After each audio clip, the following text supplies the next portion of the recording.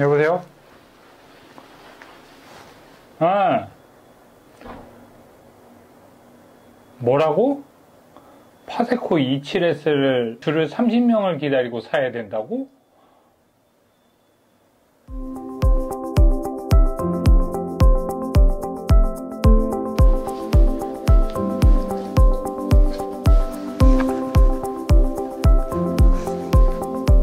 안녕하세요, 그렉입니다. 이제 캠핑 시즌이 동계로 접어들면서 난로에 대해서 고민이 많으신 것 같아요. 그래서 제가 알고 있는 난로에 대한 노하우들을 조금 공유해 보려고 영상을 찍고 있습니다. 우선 캠핑 난로는 세 가지 정도 있거든요. 대류식이 있고 순환식이 있고 화목난로처럼 자체적으로 열을 뿜는 방식도 있고요. 그렇게 세 가지 정도 있는데, 이 난로들을 고민하기 전에 텐트의 세팅이나 어떤 텐트를 쓰고 있느냐가 굉장히 중요합니다. 가령 예를 들어서 바닥이 오픈되어 있는 쉘터형 텐트들을 쓸 때에 파세코 27처럼 순환식으로 되어 있는 난로를 쓰면 위에는 굉장히 더운데 발은 굉장히 시려울 수 있어요. 그래서 반사식도 많이들 쓰시는데, 반사식 난로는 주변만 따뜻하기 때문에 폴리로 되어 있는 규모가 있는 텐트들을 쓰는데, 반사식으로 되어 있는 난로들을 세팅해 놓고 쓰게 되면 그 난로가 있는 주변은 굉장히 따뜻할 수 있지만 등 쪽이나 난로에서 조금만 떨어져 있는 부분에 가게 되면 굉장히 춥습니다. 그래서 텐트와 난로의 조합을 좀 고민을 해 보셔야 할 거예요. 그러면 난로의 열량 전달 방식인 순환식과 반사식에 대해서 우선은 알아둘 필요가 있겠죠. 한번 보여드릴게요. 자, 이렇게 텐트를 치겠죠. 이렇게 텐트가 있으면 이렇게 난로를 설치하잖아요. 파세코 7부터 설명을 드리면, 열이 이 방향으로 진행이 되어서 이 방향으로 퍼져 나갑니다. 제가 처음에 샀을 때 이 부분 때문에 되게 당황을 많이 했거든요.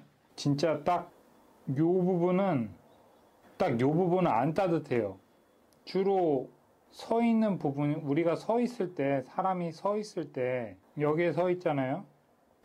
근데 사람이 있는 부분이 따뜻하지가 않아요, 처음에. 그런데 이게 차츰 지나면 이 빨간 부분이 공기가 점차적으로 꽉 차서 내려오게 되면은 이 바닥까지 완전히 덮기 때문에 텐트가 전체적으로 따뜻하다고 느끼실 수 있어요. 여기까지 어렵지 않죠? 그런데 겨울에 동계가 되게 되면 이 부분이 굉장히 문제가 되는 부분이 있어요. 뭐냐면 겨울에는 이 바닥이 냉기가 생기거든요. 이 바닥이 냉기를 뿜고 있어요. 그래서 냉기들이 슬슬 올라오기 시작합니다.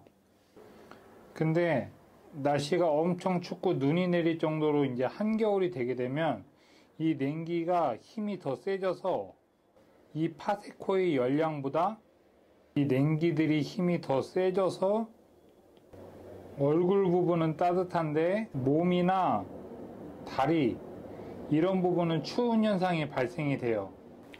근데 이 부분에서 끝나는 게 아니고 더 큰 문제가 있습니다. 우리는 텐트 안에서 거의 서 있지 않고 이 추운 환경 속에서 앉아 있는다는 거예요.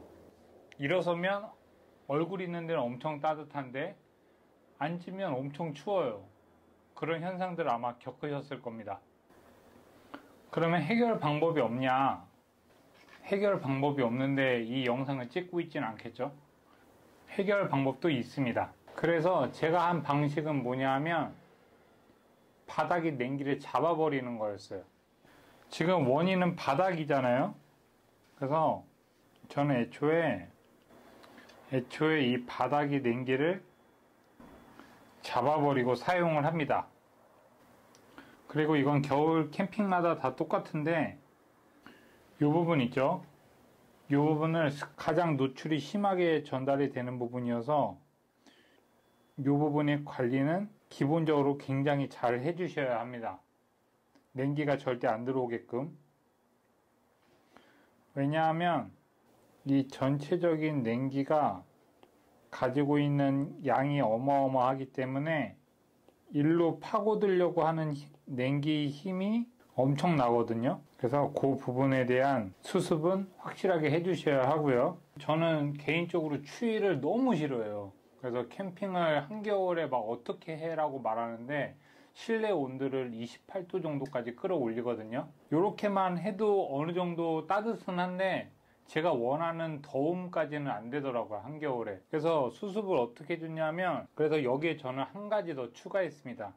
요 부분 있잖아요. 요 텐트의 재질을 폴리가 아니라 면 텐트로 바꿨어요. 면 텐트로 바꾸면 좋은 점이 그런 모든 환경들이 수분에 굉장히 많이 노출이 되어 있기 때문에 면 텐트로 쓰면 되게 개운할 뿐더러 냉기 차단력이 워낙 좋고 또 안쪽이 내부의 온기를 많이 머금고 있어요. 면 재질 자체가. 그래서 냉기에 대해서도 굉장히 보호가 잘 되고 가지고 있는 온기에 대해서도 많이 머금고 있기 때문에 면 텐트까지 설치를 합니다. 이 정도 쓰니까 서큘은 필요 없더라고요. 그래서 이런 식으로 세팅을 해놓고 쓰는데 굉장히 만족을 하면서 쓰고 있고,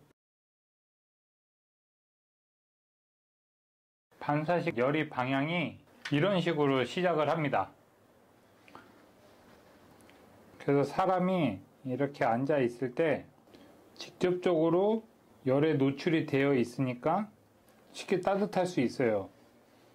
그런데 이 제품은 문제가 뭐냐 하면 한계가 있어요. 한계가 뭐냐 하면 이 바닥 냉기 있잖아요. 아까 설명드렸던 바닥 냉기에 대해서는 동일해요. 이걸 애초에 차단하는 거는 어느 난로든 기본 베이스라고 볼 수 있고, 이렇게 되어 있어도 왜 한계가 있다고 말을 하냐 하면 이 외부 공기들 있잖아요. 이 외부 공기들이 침투를 하려고 하는 능력이 한겨울이 되면 워낙 세기 때문에 한겨울 정도, 눈 오는 한겨울 정도 되면은 여기까지 이미 침투를 해요. 그런데 이 방식으로 되어 있는 난로들의 파워가 사방으로 한 번에 다 분산이 되는 방식이기 때문에 전달력이 그렇게 높지 않아요. 그래서 지금 이렇게 갖고 있는 애들 있잖아요. 얘네들의 파워가 요 정도밖에 전달이 안 되기 때문에 요 나머지 부분, 요 텐트 안에 요 부분 있잖아요. 그래서 이 부분을 해결한 방법은 뭐가 있냐 하면 요 난로의 능력은 최고치로 사고요. 요 텐트의 부피는 이렇게 해주면 그나마 내부에서 좀 따뜻하게 있을 수 있습니다. 그리고 마지막으로 화목난로는 엄청 따뜻한데 굉장히 좀 번거롭긴 한데 감성은 있으니까 따뜻함도 있고 번거로움 빼면은 참 좋습니다. 첫 번째 방식은 방안에 대해서 완벽하게 준비해 놓고 쓰고 싶다 하시는 분들에 대해서 추천을 해 드리고요. 두 번째 방식은 좀 그보다는 살짝 작은 한 4인용 정도 4분이서 사용하는 텐트, 쉘터 형식으로 되어 있는 텐트들에서 사용하고 싶을 때 쓰시는 분들에 대해서 추천을 해드리고, 한 번에 고화력을 좀 요하는 그런 곳에서는 화목난로를 추천해드릴 수 있을 것 같습니다.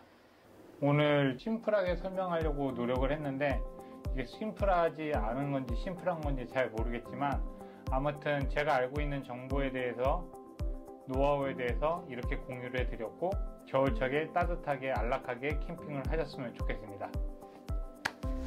오늘 영상 봐주셔서 감사하고요. 또 다음에 좋은 영상으로 찾아뵙겠습니다.